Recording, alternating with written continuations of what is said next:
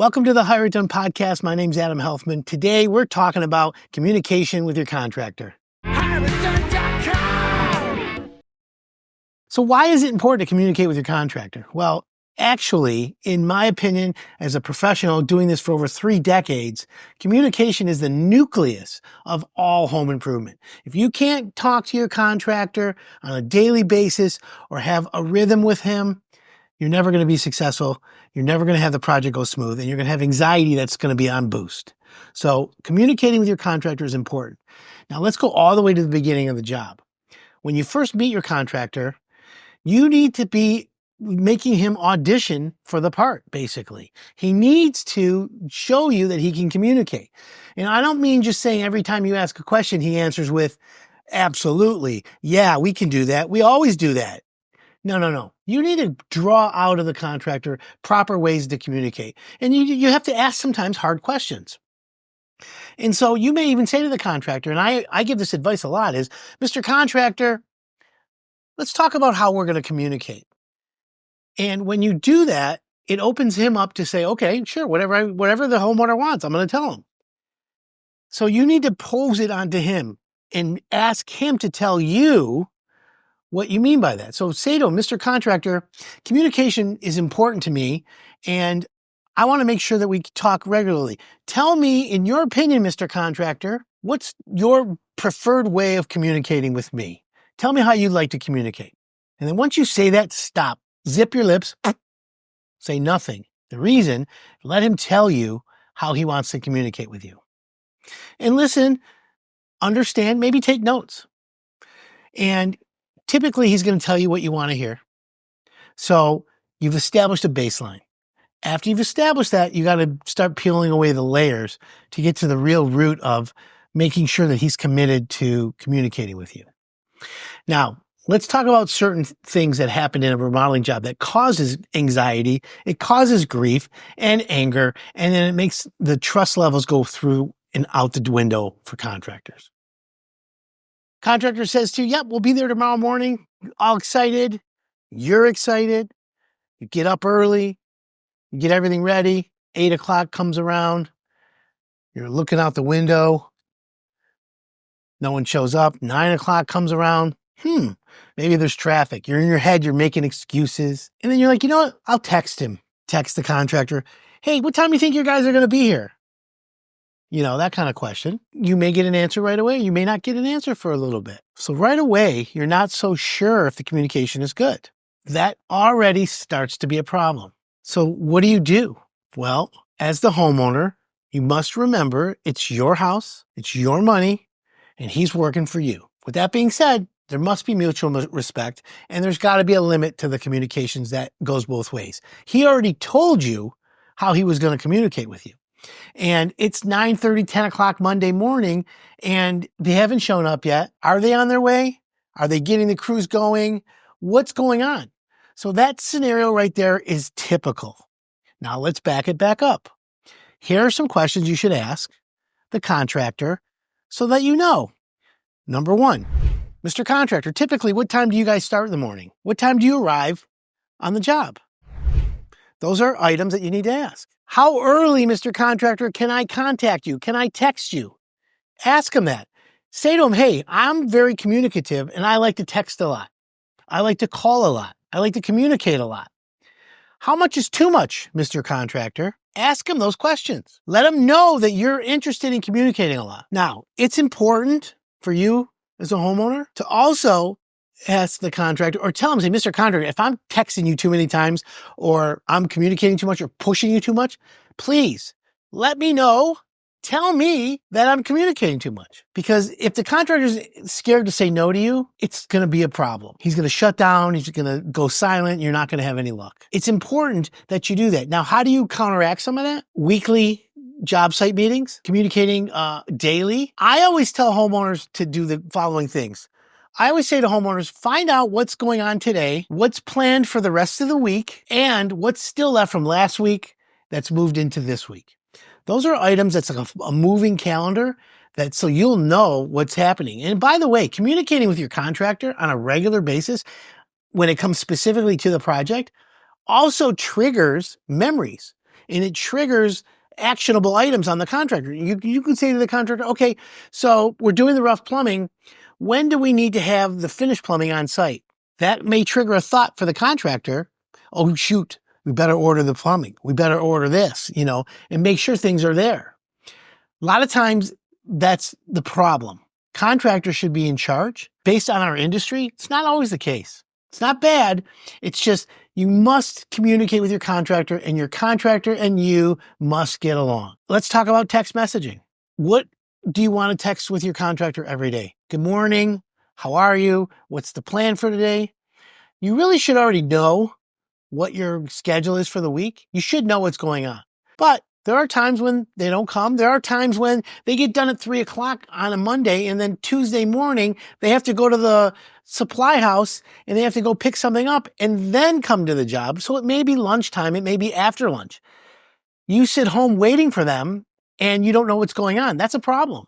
Thus the reason why communication, again, is the nucleus of all successful home improvement. And I urge homeowners, and there's another advice for you, another bit of advice for you. Ask the contractor, if nobody's showing up, please text me and say, I doubt anyone will be here today. No one's coming today. They're on another job finishing something else. They had to drop something off. We're fixing something. We'll be there tomorrow. That is important, especially for a homeowner, so you know. It's when you don't know, it's when the contractor doesn't call you back and it's 3 hours, 4 hours, a full day, 2 days, the weekend, whatever. That's when it becomes a problem. And all those little problems add up. So you have a small problem here. It's no big deal. A week later, the problems are now here.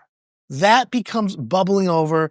It creates resentment. And now the homeowner's not happy. I recently met a homeowner. I'll give you a quick story. I met a homeowner the other day, and she was telling me that her job was a kitchen, custom kitchen, high six figures. We're talking over $400,000 to do a kitchen.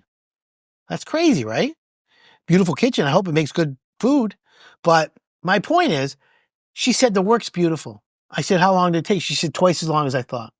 I go, what are your feelings about your contractor? I can't stand them. They don't call. They never stuck to the budget. I spent all this extra money. And I felt sympathetic, and I was kind of upset that the contractor would say, it's going to be $30,000 for plumbing. And then 6 months later, the plumbing's $100,000. What happened? How did that change? Now, I didn't peel enough layers to say to the homeowner, hey, Mrs. Jones, did you add a sink? Did you add new plumbing? Did you put a tankless water heater? What did you do that went from 30 to 100,000? I didn't get into that because I didn't think it was appropriate for me after the fact. Remember, there's always an expert that will look at a room that you're happy with, and they'll find 100 defects. Shoo those people away. Before you start the job is when you do your homework. Remember that.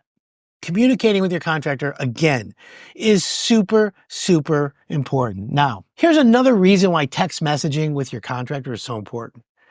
Let's say this week he texts you and says, we promise to have the plumbing done by Wednesday. And you're like, okay, great. I just wanted to make sure because I'm having the tub delivered. And when they deliver the tub, it's going to be in the middle of my garage. I won't be able to park. It's bad weather. I don't want my car outside for too long. Wednesday comes and goes. Plumbers never showed. Thursday comes and goes.